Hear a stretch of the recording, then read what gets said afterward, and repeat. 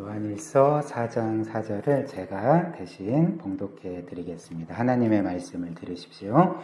자녀들아, 너희는 하나님께 속하였고 또 그들을 이기었나니 이는 너희 안에 계신 이가 세상에 있는 자보다 크심이라. 자녀들아, 너희는 하나님께 속하였고 또 그들을 이기었나니 이는 너희 안에 계신 이가 세상에 있는 자보다 크심이라. 아멘. 성경은 구원받은 우리에게 너희는 하나님께 속한 자들이다 이렇게 말합니다. 이는 우리의 구원의 많은 면들 중에 하나를 우리에게 알려줄 뿐만 아니라 사실 우리가 하나님께 속했다는 것은 우리의 구원의 핵심에, 우리의 구원의 본질에 해당되는 말씀이라 할 수가 있는데요. 우리의 구원은 단지 우리가 우리의 모든 죄를 용서받은 것만이 아닙니다. 우리가 장차 예수 믿지 않았으면 반드시 겪게 될 영원한 형벌을 피하는 것만이 아닙니다. 이 구원은 물론 이 모든 것들을 포함하지만 이게 전부가 아니라 우리에게 구원이라는 것은 하나님께 속하는 것. 그래서 하나님께 속한 자로서 이 세상과 그리고 영원토록 살아가게 되는 것. 이것이 바로 성경이 우리에게 알려주는 우리의 구원의 핵심이라 할 수가 있죠. 그렇다면 오늘 말씀처럼 우리가 하나님께 속했다는 것은 무엇을 의미할까? 이 의미를 좀 쉽게 설명하기 위해서 한 가지 예를 들어보겠습니다. 이 세상에서 여러분들도 알다시피 우리가 어떤 곳에 어떤 단체나 혹은 어떤 사람에게 속했는지에 따라서 우리의 삶은 굉장히 많은 변화가 있을 수가 있습니다. 그래서 내가 어디에 속했는지에 따라서 나는 완전히 다른 삶을 살아갈 수가 있는 거죠.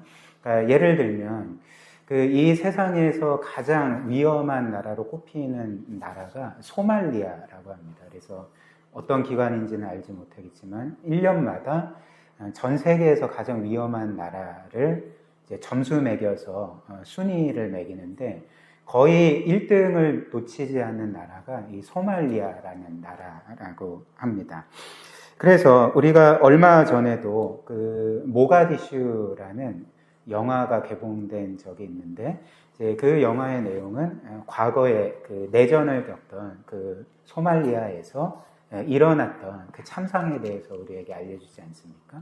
그래서 저도 그 영화를 처음부터 끝까지 본 건 아니지만 이렇게 간간히 보면 거의 이제 무법천지인 거죠. 사람들이 다 총 들고 다니고 사람들을 쏴 죽이고 심지어 어린아이도 소총을 들고 다니면서 사람들을 위협하고 쏘기도 하는, 그러니까 거의 이런 나라에서는 생존을 보장받을 수 없는, 그래서 내가 언제 죽을지 장담할 수 없는 그런 상황이 아닙니까?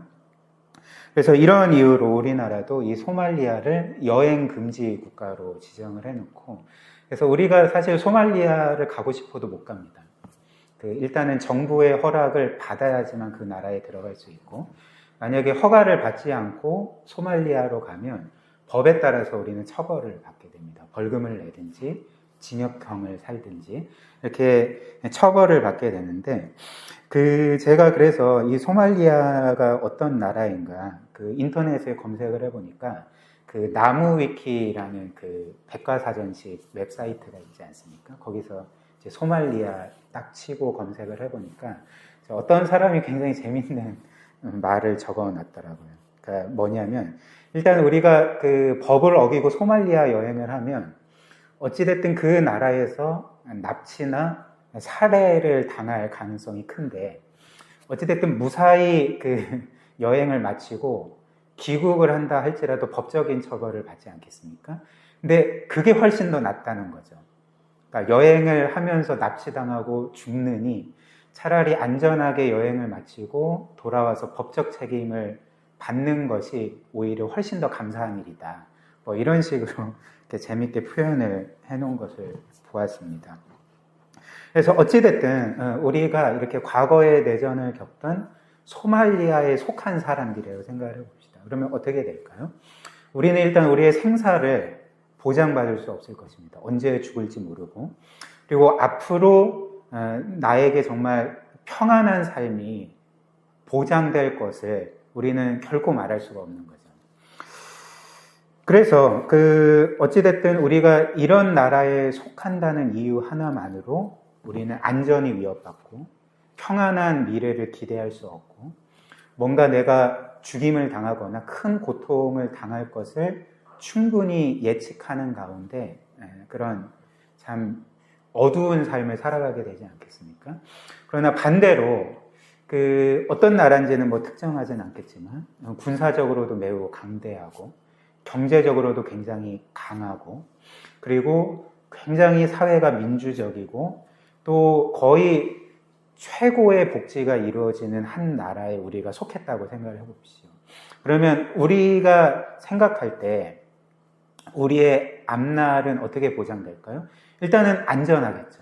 왜냐하면 국방력이 굉장히 강하고 치안도 안정되어 있으니까 우리 안전에 대해서 별로 걱정할 거리가 없을 것이고 또 우리가 앞으로 살아가는 가운데 우리가 뭔가 사회에서 실패한다 할지라도 사회보장 시스템이 잘 갖춰져 있으니까 그러니까 어느 정도 나는 평안한 삶을 살아갈 수가 있을 거다. 이렇게 보장받으면서 살아가게 되지 않습니까? 그러니까 내가 그 나라에 속했다는 이유 하나로 이 모든 안정과 평안과 모든 어찌됐든 좋은 미래를 보장받게 되는 거죠. 그래서 이게 바로 우리가 이 세상에 어디에 속했는지 혹은 누구에게 속했는지에 따라서 우리의 삶이 완전하게 달라질 수 있다는 의미가 되는 거죠. 또한 우리가 어디에 속했는지에 따라서 우리가 소유하고 또 경험할 수 있는 능력도 달라지게 됩니다. 예를 들면 방금 전에 소말리아 같은 굉장히 위험한 국가를 예를 들었는데 우리가 그렇게 위험한 나라와 지역을 여행한다고 해봅시다. 근데 여행을 하고 있는데 테러리스트가 짠하고 나타나서 우리를 납치했습니다. 그러면 우리는 이제 굉장히 위험한 처지에 빠진 거잖아요. 그러면 그때 우리는 어떻게 구출될 수가 있겠습니까? 우리는 어떻게 그 상황에서 탈출할 수가 있을까요? 우리 힘으로 탈출할 수 있겠습니까? 그렇지 않죠. 혹은 가족이 우리를 구출해 줄 수 있을까요? 그렇지도 않습니다. 그럼 우리를 구출해 줄 수 있는 것은 무엇이겠습니까? 그러니까 국가가 하는 거죠. 그래서 우리가 납치됐다는 소식을 듣고 이제 국가가 그 테러리스트들과 협상을 하고 만약에 협상이 결렬되면 이제 어떻게 할까요? 보통 이제 미국 같은 나라들이 하는 것처럼 이제 대테러 특수부대를 그 나라에 보내서 테러리스트를 다 사살하고 이제 자국민을 구하는 거죠. 그래서 이때 우리가 속한 국가의 능력은 이제 우리의 능력이 되는 것입니다. 그러니까 원래 우리의 능력이 아닌데 내가 거기에 속했다는 이유로 그 나라의 능력이 나의 능력이 되고 그 능력을 내가 경험할 수 있게 되는 거죠. 그런데 오늘 성경은 구원받은 우리가 누구에게 속했다고 말씀을 합니까? 바로 우리가 하나님께 속한 자들이다 이렇게 말씀을 하는 거죠. 이는 무엇을 의미할까요? 이제 우리의 삶은 우리가 책임지는 게 아니라는 거죠. 우리의 능력은 우리에게서 나오는 것이 아니고 우리의 미래의 어떤 평화와 안정과 혹은 우리가 바라는 여러 선하고 좋은 미래가 보장되는 이유가 우리에게 있는 것이 아니라 우리가 속한 하나님으로부터 그 모든 것들이 보장된다는 것을 의미한다는 것입니다. 즉 우리가 하나님께 속하게 될 때 이제부터는 하나님이 우리를 책임지시고 우리를 돌보시고 우리를 그렇게 선하게 인도하시고 우리의 필요를 채우신다는 거죠. 이것이 바로 이제 우리가 하나님께 속했다는 의미가 된다는 것입니다. 그래서 성경은 이에 대해서 또 이렇게 말하는데 4절 말씀 다시 보십시오. 이렇게 말하죠. 자녀들아 너희는 하나님께 속하였고 또 그들을 이기었나니 이는 너희 안에 계신 이가 세상에 있는 자들보다 크심이라 이렇게 말합니다. 지금 성경은 우리가 하나님께 속했기 때문에 우리가 그들을 이겼다라고 말합니다. 그렇다면 여기에서 그들은 누굴까요? 그러니까 1절부터 3절에서 우리가 본 것처럼 적 그리스도의 영, 즉 사탄과 악한 영들을 이제 그들이라 지칭을 한 거죠. 근데 우리가 하나님께 속한 사람들이기 때문에 이미 우리는 그 악한 영들에 대해서 승리한 것과 마찬가지다. 성경은 우리에게 이렇게 말해주고 있는 것입니다. 왜 그럴까요? 4절 후반절처럼 이렇게 말하죠. 이는, 즉 왜냐하면 너희 안에 계신 이가 세상에 있는 자보다 크심이라 이렇게 말합니다. 즉 우리가 속해 있고 우리 안에 거하시는 하나님께서 사탄과 악한 영들과는 비교할 수 없을 정도로 크고 위대하신 분이기 때문에 너희는 그 하나님으로 말미암아 이 악한 영들에게 이미 승리한 것과 다름이 없다.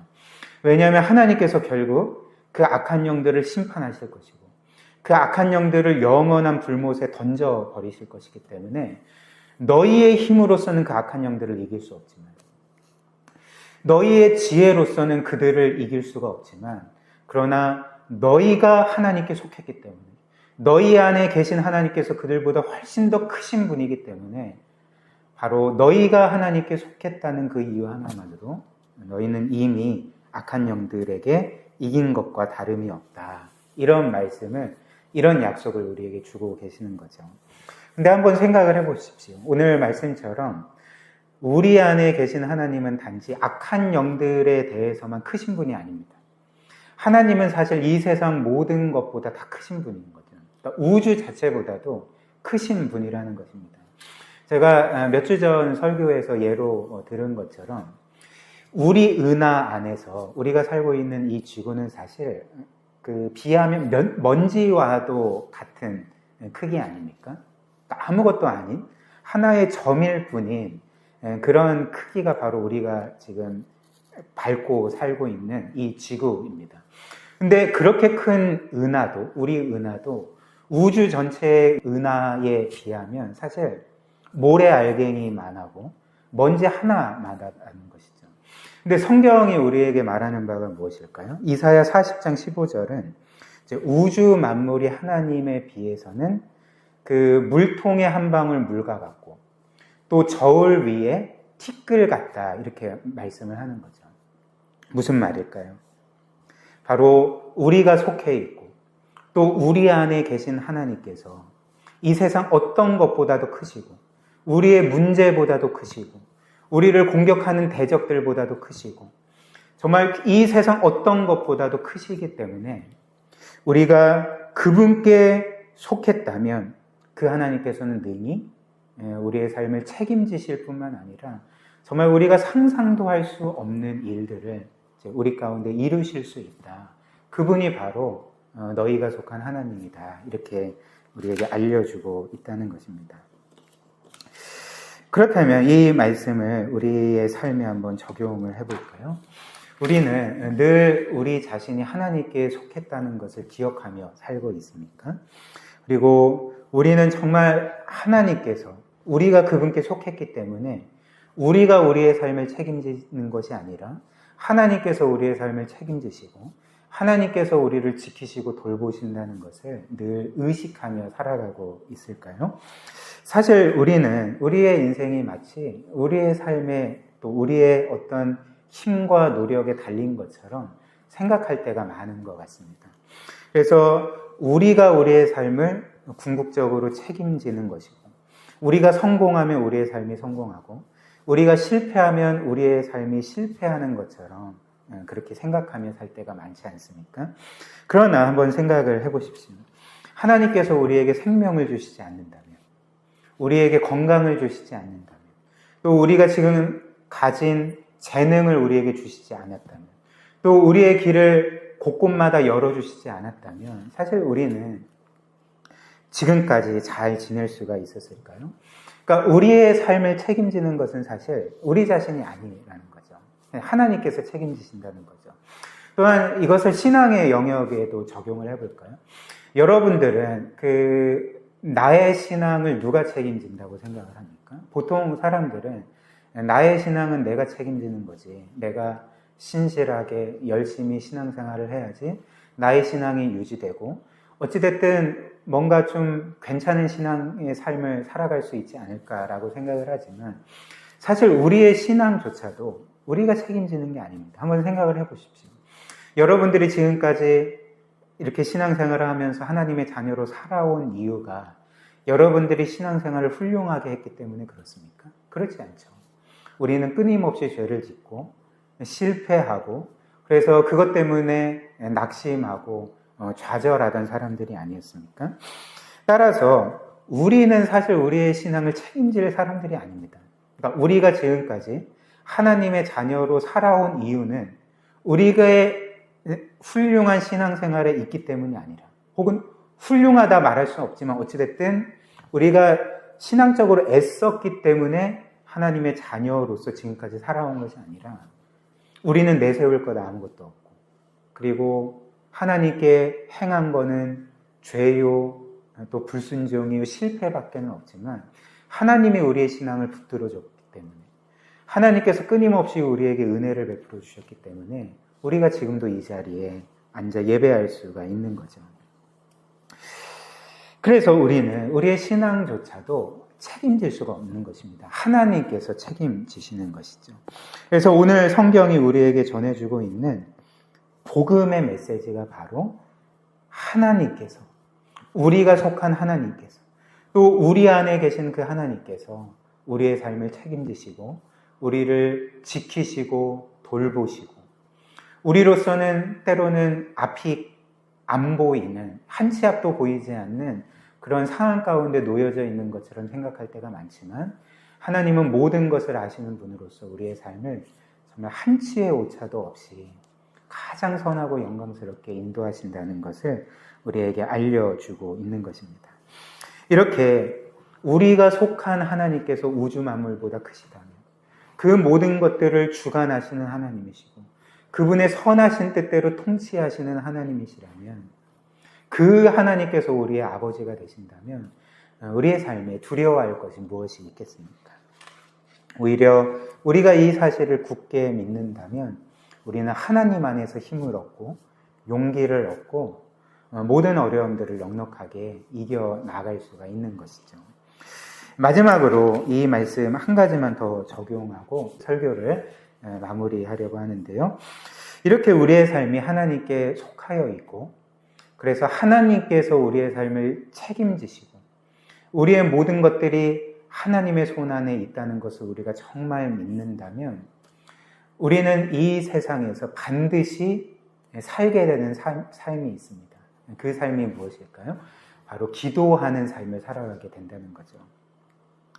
그래서 우리의 삶에 아주 큰 일, 우리가 정말 감당할 수도 없고 해결할 수도 없는 큰 일에서부터 우리에게 사소하고 가볍게 여겨지는 가장 작은 일까지도 하나님께 온전히 맡기면서 기도하는 삶을 살아가게 되지 않겠습니까?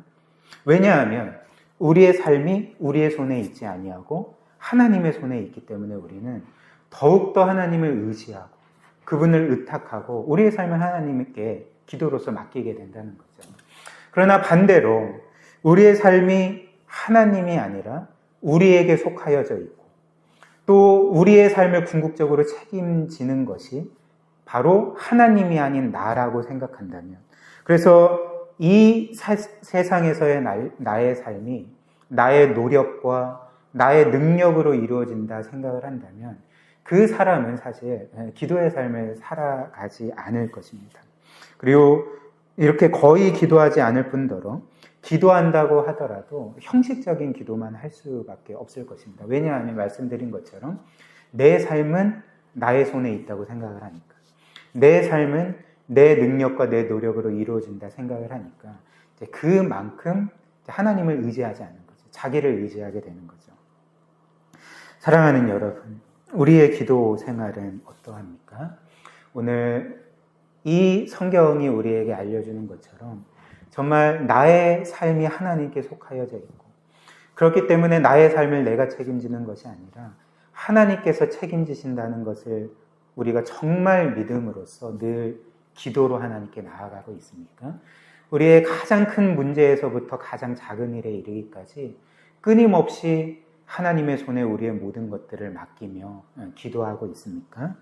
아니면 마치 나의 인생이 나의 힘과 노력으로 결정되는 것처럼 내가 책임지는 것처럼 생각하여서 기도 없는 삶을 살아가거나 혹은 형식적인 기도의 삶을 살아가고 있지는 않습니까? 오늘 말씀처럼 우리의 삶이 하나님께 있다는 것, 하나님이 우리의 삶을 책임지신다는 것, 우리 안에 계신 하나님께서 우주 만물보다 크시고 그 모든 것들을 통치하시는 하나님이시라는 것, 또 그 하나님께서 우리의 아버지가 되셔서 자녀의 유익을 위해서 자신의 전능한 능력과 지혜를 발휘하신다는 것을 우리가 늘 믿고 확신하면서 우리의 모든 것을 하나님의 손에 맡겨드리면 좋겠습니다. 늘 이런 믿음을 가지고 기도하는 그런 복된 삶 살아가시기를 주님의 이름으로 축복합니다.